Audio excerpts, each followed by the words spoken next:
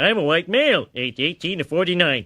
Everyone listens to me, no matter how dumb my suggestions. Kamala Harris and Tim Walsh put out a very weird video yesterday. Consent means nothing. As long as they're consenting adults who choose to do this thing, then it must be okay.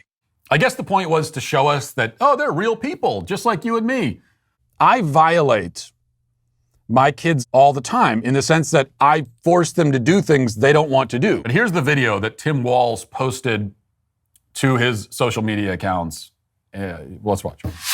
Like I have white guy tacos and what is like that? black, Like mayonnaise and tuna? What are you doing? pretty much ground beef and cheese. That's and, okay. Do you put any flavor in it? No. Oh. Here's the deal.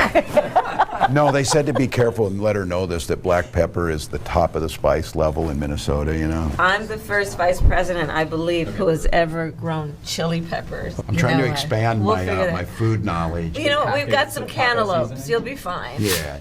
A presidential candidate just casually dropped anti-white racism in the middle of what was supposed to be a lighthearted video. Maybe they're all reverse vampires. Reverse vampires! You know, Tim Walsh says that he makes white guy tacos. And Kamala says, what is that, mayonnaise and tuna? Like, that is anti-white racism. White guys see, they drive a car like this. I am a victim of a hate crime. Right? If you think that I'm overstating the case, all right, well, just imagine it the other way. Imagine a black guy says to Donald Trump, I make black guy tacos. And Donald Trump says, oh, what is that, like fried chicken and watermelon? He did it. That's in spite of the fact that the watermelon fried chicken trope for black people is actually significantly less racist than what Kamala said. Because black people have a reputation for liking fried chicken and watermelon because that's something that actually does come out of black culture. Well, the stereotype of African Americans being excessively fond of watermelons was used to fulfill a specific political purpose. That sort of joke comes from a place of recognition and affection, really. After slaves won their emancipation, they made watermelon a symbol of their newfound freedom by growing, eating, and selling it. Enter hateful white people jealous of our success. So they waged an all-out cultural war. This trope was so widely accepted within popular culture that the origins of it are almost forgotten. White people associated watermelon with unintelligent, servile black people. They wrote songs about lazy black people and watermelon.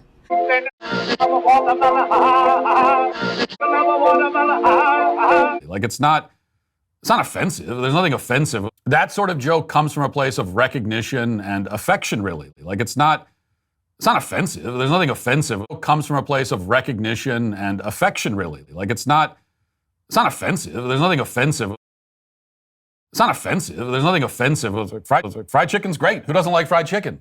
Everyone loves fried chicken and watermelon, not just black people. Where the heck do these stereotypes even come from? Despite the severe restrictions on slaves, many slaveholders allowed enslaved people to raise chickens and sell or barter eggs.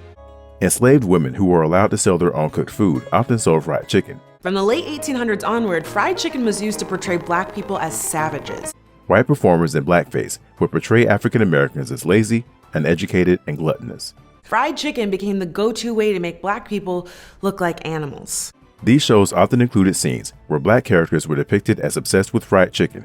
Until the late 1950s, there was a successful restaurant chain literally called the Coon Chicken Inn. In 1925, Maxim Lester Graham opened a chicken restaurant in Portland, Oregon. It was a restaurant that focused heavily on the black minstrel industry, and in order to go into the restaurant, you had to enter through the mouth of a black man. No, that's not cool. It's not offensive. On the other hand, the mayonnaise thing for white people it's purely spiteful and hateful. So in May 1915, the National Americanization Committee was formed. It's not something that actually comes from white people or white culture. So they wanted to force immigrants to adopt an American way of life. With these new residents came a host of distinct flavor combinations and spices, but these novel foods were viewed with suspicion. The mayonnaise trope, it comes from like the most spiteful corners of black Twitter. In the 1920s, children were taught to speak English, learn American history, and eat American food. Spicy foods were seen as stimulants that could agitate the body and arouse hidden addiction. What Kamala said is worse. That is one big pile of shit.